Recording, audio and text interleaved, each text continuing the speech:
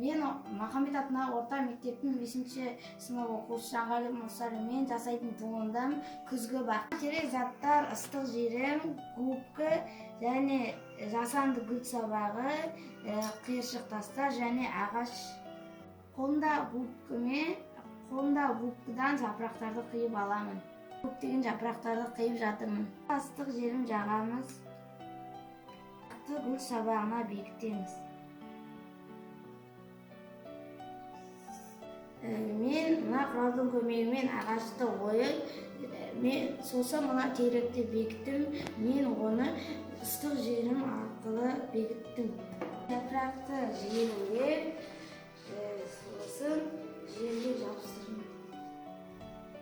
Жетекші Мұрат ағаймен тастарды қарадық.